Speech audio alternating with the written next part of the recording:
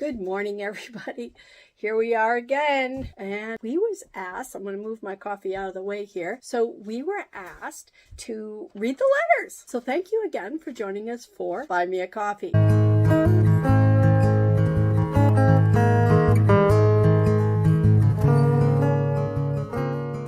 going to read you the letters that we received from the two junior Iditarods. This one came from Leif Anderson. He wore bib number 11.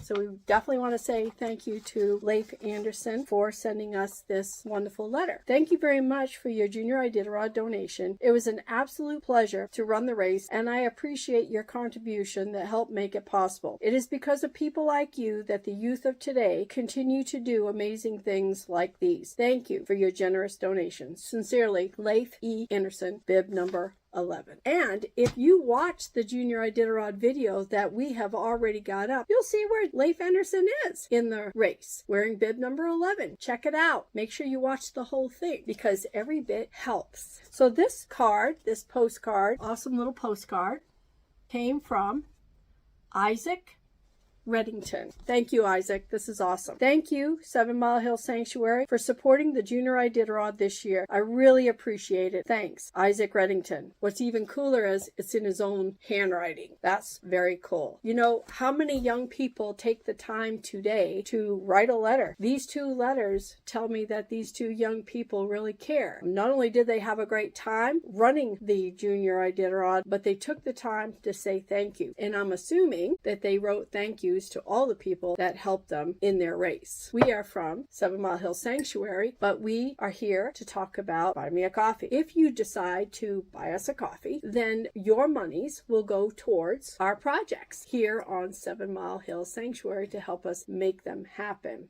And as I mentioned before, last week, our goals right now, each week, is to continue to work on that lower cabin down there. We've gotten quite a bit done in the bathroom. So our next project is to get the shower put in and a shelf put in beside the shower so that we'll be able to have towels in there and then lay the tile on the floor. But first, Lance wants to focus on plumbing stuff only. So this week, I'm going to go down and I'm going to open up that wall on the kitchen side so that he can put what he calls the stink pipe. Most people know what a stink pipe is. Nobody wants your house to smell terrible. So this pipe is to be put in the walls and have it go right out through the roof so that any kind of gases that cause an odor is out instead of staying inside. So that's our goals for this week. We are going to have the shower put in. We've already priced this stuff out. We're going to have the shower put in. He's going to get the plumbing in, the stink pipe in, and have our plumbing roll to the kitchen cabinets. Now, the videos are going to be coming up soon, so bear with us. Everything takes time, obviously. It took us a little bit longer than we planned for the Junior Iditarod, but we focus on quality and not exactly quantity. So we're not always in a hurry to just shove that video out to you without it looking good with what we have for the content. And I have reached out to a few of the people from the Junior Iditarod, and so far everybody's happy. We try to change it up a little bit this year so that we would have short little interviews with the junior mushers so they had the opportunity to speak. So you weren't just seeing the mushers coming and going. You actually spoke to them. Next year, we hope to be out there at the halfway point, catch a lot more shots. And I want to say thank you. Speaking of shots, I want to say thank you out there to Julia Reddington. She has the most amazing shots of the animals and the scenery and just amazing shots. We also want to say thank you to our other photographer, Whitney McLaren.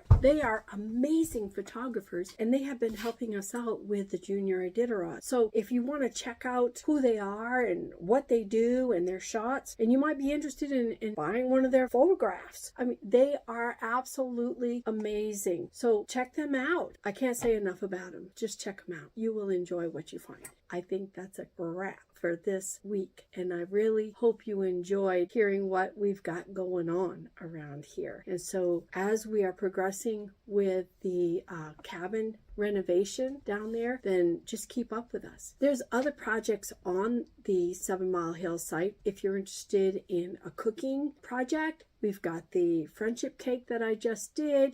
We've got making your own sausage, making your own bacon, and even preservation of eggs. Check it out. Every little bit counts. When somebody asks us, can you do this? Or how do you do this? Great opportunity to be putting out a video on how to, because if one person's asking, many persons are asking. For instance, we got a video on Yar goes to Minnesota, and people asked, how safe is it for a puppy to fly? Well, it's pretty darn safe, actually. So we did a video on Yar goes to Minnesota, and we have 2 or 3 other ones also with puppies going across. One is going off towards the Pennsylvania area, and we've got so many puppies going in so many directions. Check them out. We've got one puppy called Drifter. He has now become a part of an amazing sled dog team. Check that out, and you could keep up with it. Have fun with it. We have other projects, like we put the greenhouse up last year, and we put together the woodshed, and what else did we do? We had the garden going.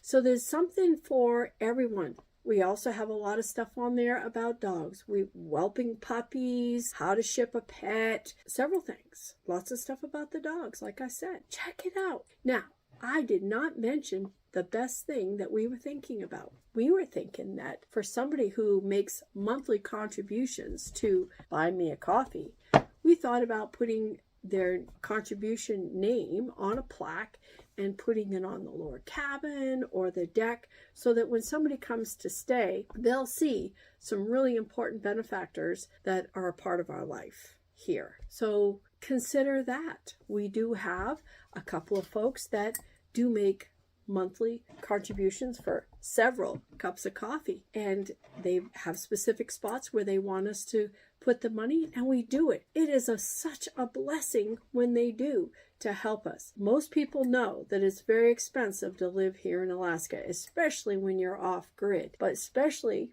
again that we're trying to get this big project going up here and just allow people to come up and spend time up here in the presence of God in this most amazing atmosphere, so that they can see why we feel so blessed every morning. Thank you.